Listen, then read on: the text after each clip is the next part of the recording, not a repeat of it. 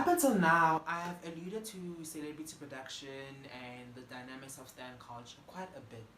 But what is stan culture without the different fandoms?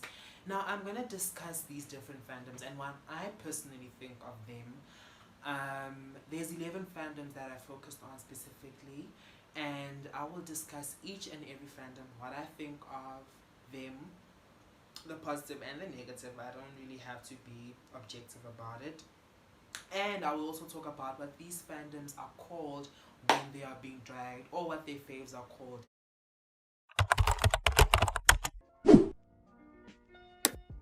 So I'm gonna start with BTS.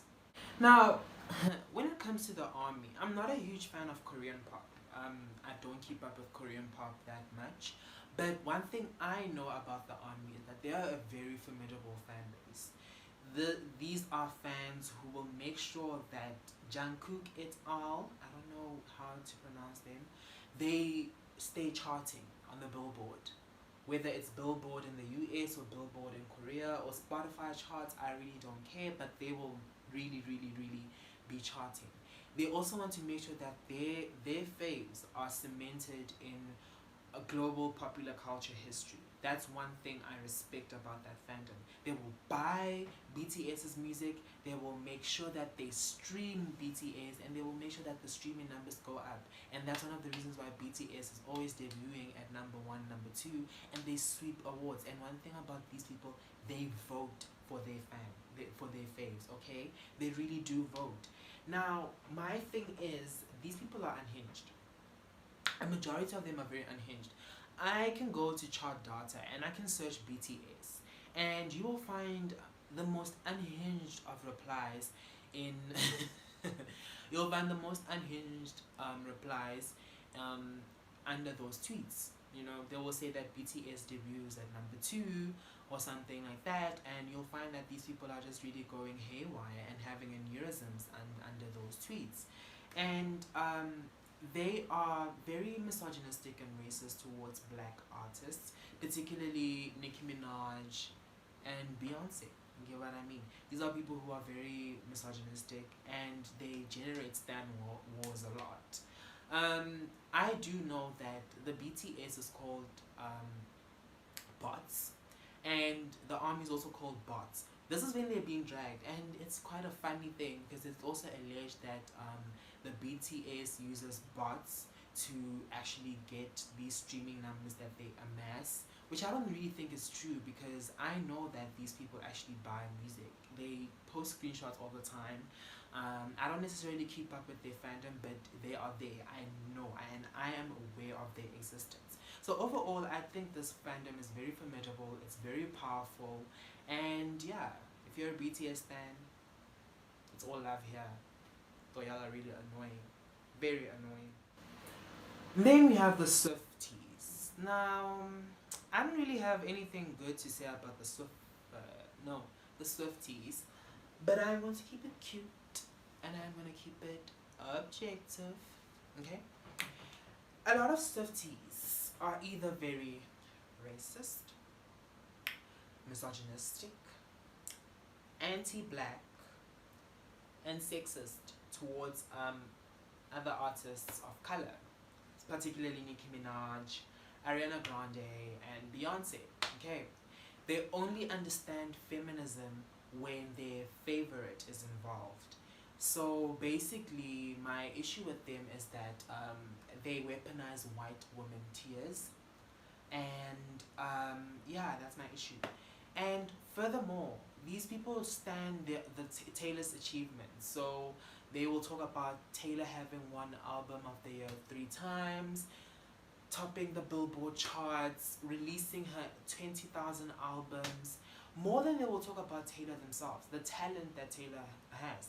One thing I love about Taylor, even though I'm not really a fan of hers, is the fact that she's a great lyricist. She writes songs, and every single song that she has released, whether it's songs that she doesn't own the masters to or Taylor's version, she has written every single one of those songs, either written or co-written. But the fact of the matter is, she writes all of the songs, and that's very powerful. So she's a very powerful songwriter. Um, um, so basically, these the names that Taylor gets in stan culture. One of the things that I hate about about stan tweets is the fact that they always let Taylor catch strays in the chart data replies. So she's basically called Table, Tayble, or Taylulu. You get what I mean? Those really, I find them hilarious, although I'm not really laughing right now, but I find them hilarious. And when Taylor's being dragged, that's what they call her. And also, they call the Swifties the Swiffers when they're being dragged. But overall, I really think that this fandom has a very high superiority complex, and I don't think they should have that kind of superiority complex. But who am I to judge? And then, of course, you have the Arianators. Now, when it comes to this fandom, I haven't really interacted much with them, but I know that there are two extremes when it comes to them. It's either they're very, very nice people or very vile people, and there's seldom an in between. Now, they're not exactly lazy, as Ariana Grande has a lot of streaming numbers to her name. But they really became cocky during the Thank You Next era. You get what I mean? They are the reason why Ariana Grande has, excuse me, I'm feeling hot. They're the reason why Ariana Grande had 3 songs charting simultaneously on the top 10 in 2019 during the Thank You Next era. I think number 3 was Thank You Next, number 2 was Break Up With Your Girlfriend, I'm Bored, number 1 was 7 Rings. Yes. But during that time, Ariana Grande was criticized for having used black culture to basically break away from her good girl image. And the Arianators, or the Urinators as I would like to call them, they really did not take well to their criticism. They were mass reporting accounts that dared to criticize Ariana Grande, and that really was cocky to me. I didn't really like that specifically. So they can get very, very cocky. But basically, they are also like the Swifties. They focus more on the achievements that Ariana Grande has more than they do on her talent. Ariana Grande is a talented songstress. She also writes her music, not all the time, but she really is a talented songstress and a songwriter as well. So people focus on her achievements more than they do focus on her talent, and that's really problematic for me. So she's often called Africana because she often blackfishes. Let's be honest about Ariana Grande. She blackfishes, and also she's also called Areola because of her being alleged to use payola, and her stans are called the Urinators. That's what I call them. I think that's what everybody calls them when I drag them or when everybody drags them, and they are the Urinators because they tend to be annoying. But anyway, let's not talk about that. And then you have the Kittens. Now, the Kittens are generally cool and unproblematic fandom, much like their fave, Doja Cat, who I also think is cool and unproblematic, though they're a very horny fandom. They're very horny. Like, much like their fave, they're very horny. I think only a small subset of them are actually not former Barbs, but they are Barbs who stand Doja because they think she's the princess of rap, who is well likely to take the queen of rap's crown. But I'm also going to talk about the Barbs in a second. But I have a problem with the Barbs that think Doja actually used Nicki to garner relevancy and streams, because Doja is a talented artist. And what people don't know is that Doja Cat has been active since 2013 when she was 18 years old. It's just that her breakthrough really was in 2020 with Say So, and then her real breakthrough was in 2021 with Planet Her. I want to talk about Planet Her for a second. That is the album of the year for 2021 in my house. In this house over here, we stand Planet Her.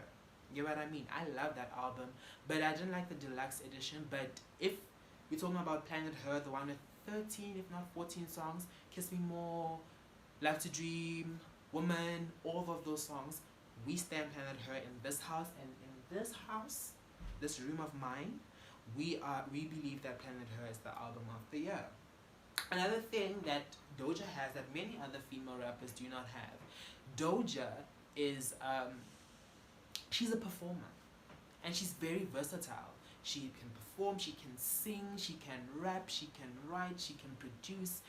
Doja is an amazing person, you know.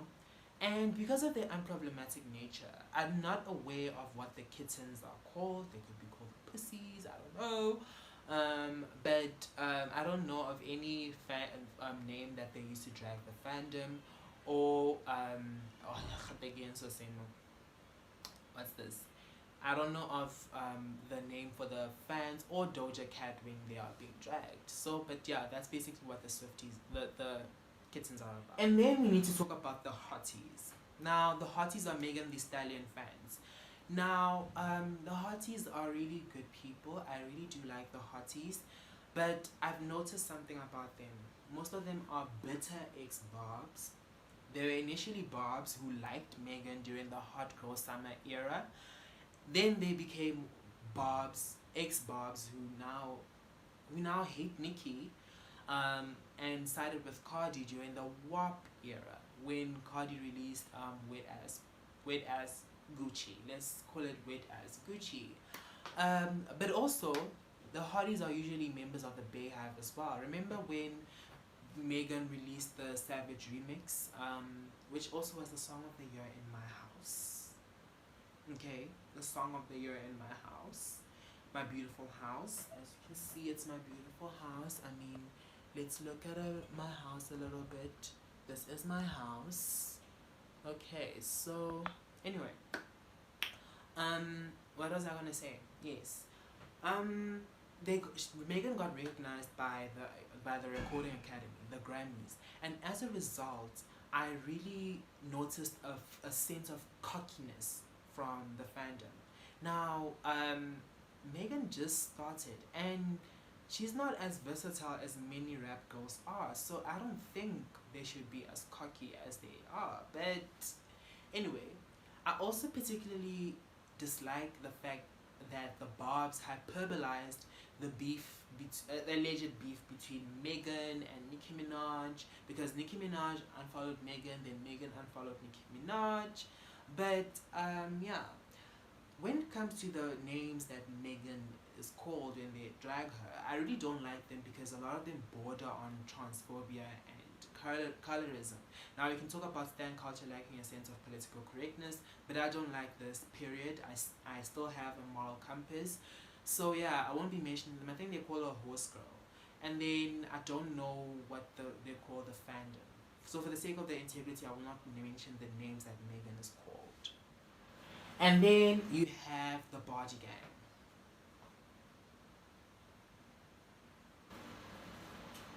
Delusional, obsessed, superficial, cocky, arrogant fans. I do not like the Bargy Gang. I'm not gonna sit here and lie to y'all and say I like them. I don't, and this has nothing to do with me being an ex-Barb or anything of that nature. I simply do not like that fandom, and let me tell you why. They are very, very, very obsessed with Nicki Minaj, and their obsession is so obnoxious. Let's also talk about the fact that they think that standing Cardi is an antithesis to standing Nicki. The Barbs are also guilty of this, and I hate them for that. They just think that if you stand Cardi, you can't stand Nicki, and if you stand Nicki, you can't stand Cardi, and they think that if you're a Barbie, as they call them, then you're fake. Okay. Though Cardi B has really good accolades to her name. She has a few #1 songs. She has an album that is still charting on the Billboard 200. She has Grammys. And what else does she have? Let me see. Yeah. I don't think it's very enough. I don't think all those achievements are enough for the fandom to call themselves rap connoisseurs. And moreover, I don't think it's enough for them to tear down Nicki Minaj or female rap in general. Okay. So they are racist and misogynistic too, particularly because a lot of them are Latinas. and Hispanic people, so they're very racist and misogynistic. And her fandom is called the Body Rats when they're being dragged. And Cardi is also called Cardiola or Payola B due to her allegations of her using payola to garner the achievements that she has today. I don't know how true that is, but anyway, let's move on. And then you have the little monsters. Okay, you have the little monsters. Now, I'm a little monster myself. Okay. I have to be honest, I started standing Lady Gaga in 2021 and I consider myself to be a little monster. Now, contrary to the popular belief, the Little Monsters are actually a very intelligent fandom and I like their fave a lot. I like Lady Gaga so much, and because of the fact that she is a very powerful artist, she really is a great artist. She really makes beautiful art, music. She's also a great actress. Let's talk about how she acted on A Star Is Born, House of Gucci, House of Gucci. Like, she's a great actor. Let's not sit here and lie and say she isn't. She is.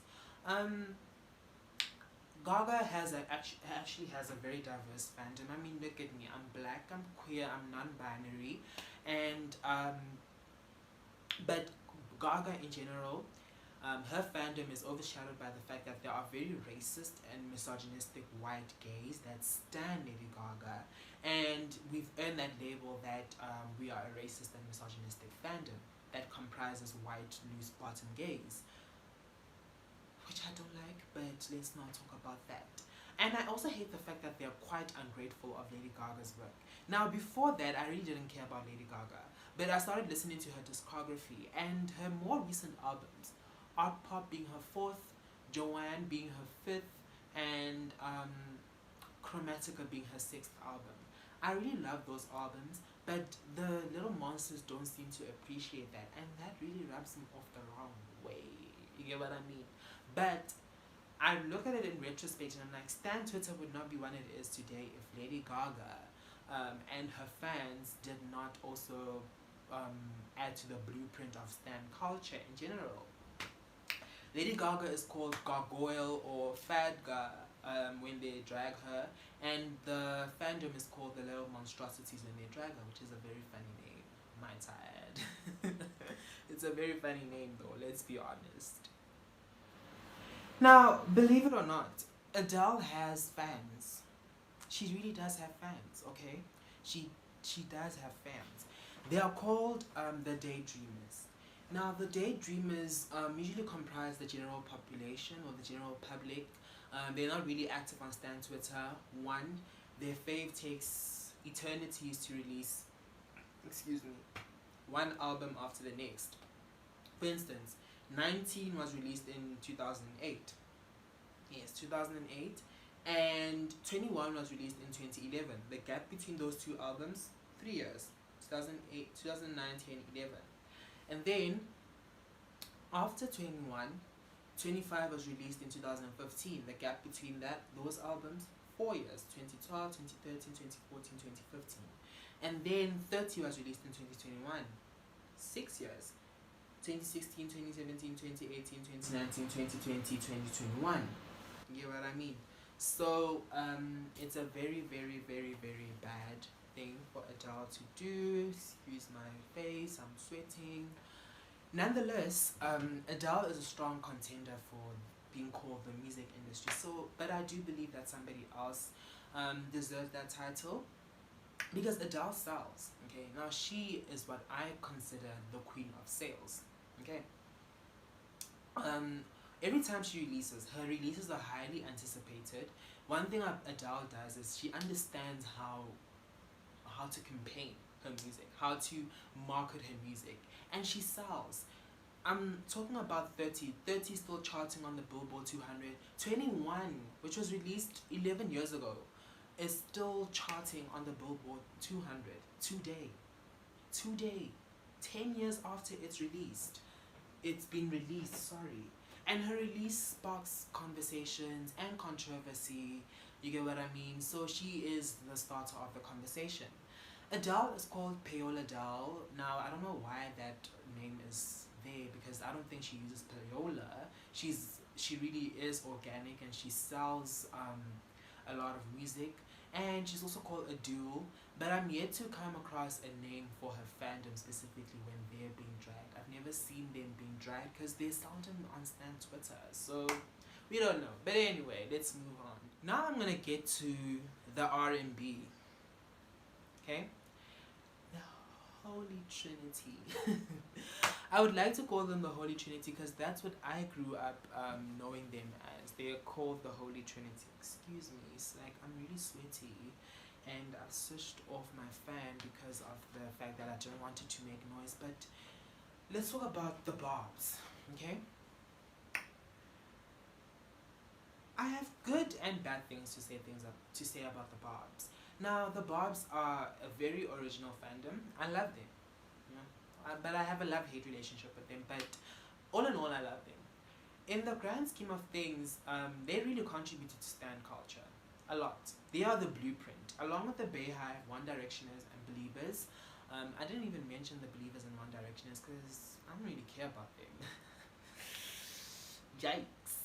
You're a clown. We do it for likes. But anyway, they are a very powerful fandom, formidable fandom, much like the BTS. They have an unwavering and a formidable amount of support for Nicki Minaj, and they are the reason Nicki Minaj sells commercially and is the highest selling female rapper of all time. You get what I mean? And she's well on her way to becoming the highest selling rapper, period. You get what I mean? The Barbs have been around even before Nicki Minaj released her debut album. You get what I mean? They were there during the Playtime is Over era when Twitter wasn't really that popular.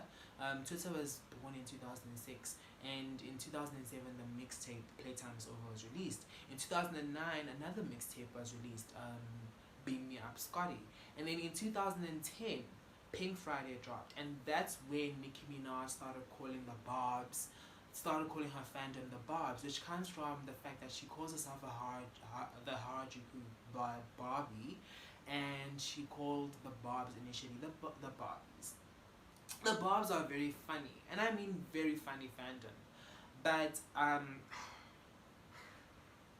I hate the fact that they hyperbolize every single alleged beef that a female rapper of any kind has with Nicki Minaj, or any female artist for that matter. Like Normani, for example. They think that Normani betrayed Nicki, who defended Normani after Tiffany Haddish tried to shade her at was it the VMAs? Yes. Yes. And then they think that Normani betrayed Nicki and by collabing with Cardi and Megan. And then they think Megan also betrayed Nicki by collabing with Cardi. They also believe that Doja used Nicki for clout and fame, and they also hyperbolize the beef between Nicki and Cardi that is still imminent today, even though the girls have claimed to squash their beef. You know, I also have a problem with how they gloss over or outright defend Nicki Minaj's problematic behavior. The antagonism of black women, her rape apologist tendencies, but overall, I just think the Barbs are a really cool fandom. They're very funny, and they really support Nicki. Now, Nicki has a lot of names in Stan Twitter when they drag her. They call her Pedonica because of her alleged brother's pedophilia. You know, they call her Anikok. They call her Nokia. They call her, what's this? What do they call her? Oinka. You know, like, you know when a pig makes a sound, oink, yes. And her fandom is also called the Garbs, or as I like to call them, the Garboons. Let's move on. And then we have the Navy. Now, the Navies are one of the most chill fandoms that I've ever come across on Stan Twitter. Sometimes. Okay? I do think that they do have their days. They do have their moments where they're not the most particularly liked fandom on Stan Twitter. But they are a very dedicated fandom, and they're one of the reasons why Rihanna is the best-selling artist when it comes to her music. Rihanna has, I think, about 250 million sales. Yes, she really did sell her music over the 8 albums that she has released. But Rihanna is starving the girls. We are now 6 years into from the release of Anti, and Rihanna has not released any new body of work. You get what I mean? She has said that she will release music, but she has been saying that for the past 6 years. So we don't really know.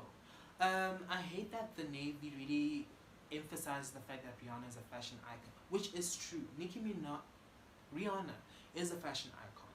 Let's just get that crystal clear. She is a fashion icon. She is a trendsetter par excellence. But what I really hate is the fact that they focus on that in order for us to forget the fact that Rihanna kind of lacks in other departments. Rihanna is not the best singer. She's not the best songwriter, although her music is catchy and it sells. Let's just be clear. But why does her fandom really place emphasis on the fact that she's a fashion icon? To make up for the fact that she really lacks in other departments, and they use that to drag other artists. And an artist who I'm going to talk about just now, but I really hate that. Do you get what I mean? I really do dislike that. So, but overall, the Rihanna Navy is a cool fandom. I respect them. And they are called, I don't know what they're called when they're being dragged, but I know Rihanna is called Raw Horse or Megamind.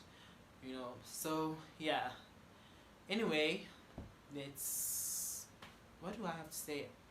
Yes. I'm also tired of the age old beef between her fandom, and the other fandom that I won't talk about just yet. I'm really tired of that beef. It's been 17 years now. Let's just hang it up. It's really over. These people get along. Let's also get along. Okay? Yeah? Yeah, I think so too.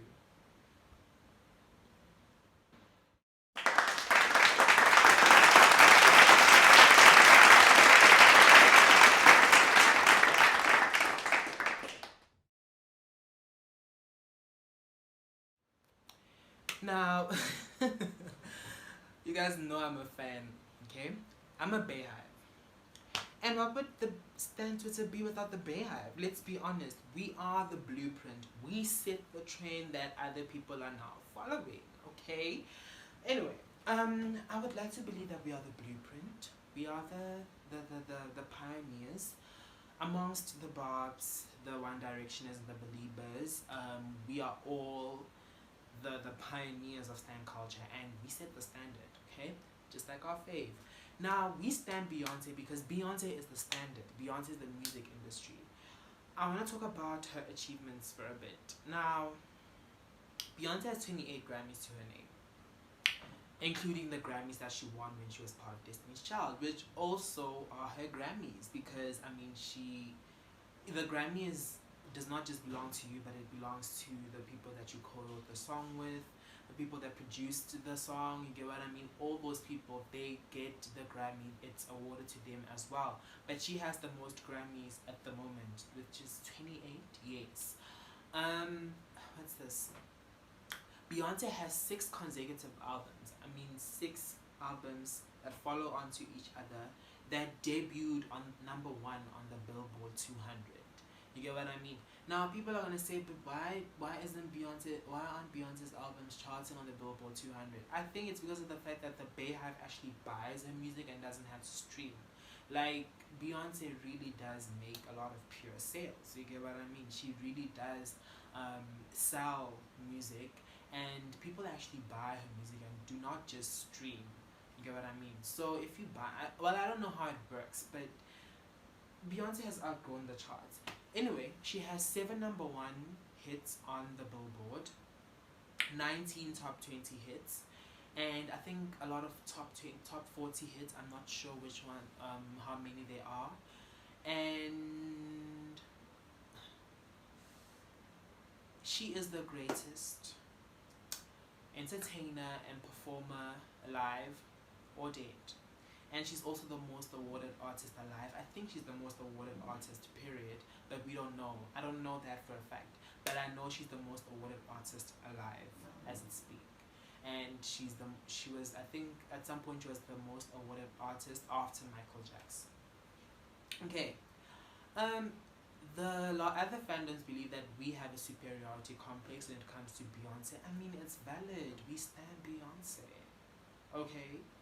We stand Beyonce. And standing Beyonce, standing Beyonce is something that you should do. Okay? Because she's a powerful woman, and I think she's also a lovable woman. We love Beyonce. We think she's talented. We think she's beautiful. She's a great lyricist, a great songstress. She has impeccable vocal abilities, and she has great straight stage presence. That's one of the reasons why we stand Beyonce. Achievements aside, okay, she has learned from every single one of her inspirations, and she has surpassed them by far. Let's not sit here and lie and say Beyonce is yet to. She's yet to reach her peak, but she has surpassed every single one of her inspirations. All of them. She has surpassed them. And this is not something that I want to debate about. I said what I said, and I'm not changing on it. I said what I said, and always. I'm not changing on it, okay? I said what I said. It ain't changing over here. Of course we have our moments. I don't like the Beyhive particularly, because they have their age-old beef with the Navy. Remember I was talking about the Navy and a particular fandom that are always beefing? Yes, I don't like that. I feel like we need to hang it up flat screen. We need to close it up, because I mean it's 2022. These women get along, so we need to get along. Let's not try and live vicariously through Beyonce and dislike. Just because we dislike somebody, we must not expect that Beyonce dislikes them too, which is something that I particularly say about Beynika. Okay, Beynika, or Beyonce and Nicki Minaj are good friends. We are not gonna sit here and act like they aren't. They are, and I feel like the Beyhive needs to stop pushing that narrative that Beyonce is only friends with Nicki Minaj for publicity. They are genuine friends. They collaborated twice. Beyonce sent flowers to Nicki Minaj after she gave birth, and she sent her Ivy Park merch. I don't think Beyonce would do that for publicity. Beyonce does love Nicki, and even if some of y'all don't, you need to get over yourselves, because I mean Beyonce is her own person and she makes her own judgments, and we need to stop doing those things for her. Stop trying to live vicariously through Beyonce. But overall, if you're part of the Beyhive, you're part of the winning team. That's what I have to say. Over yourselves, because I mean Beyonce is her own person and she makes her own judgments, and we need to stop doing those things for her. Stop trying to live vicariously through Beyonce. But overall, if you're part of the Beyhive, you're part of the winning team. That's what I have to say. Over yourselves, because I mean Beyonce is her own person and she makes her own judgments, and we need to stop doing those things for her. Stop trying to live vicariously through Beyonce. But overall, if you're part of the Beyhive, you're part of the winning team. That's what I have to say.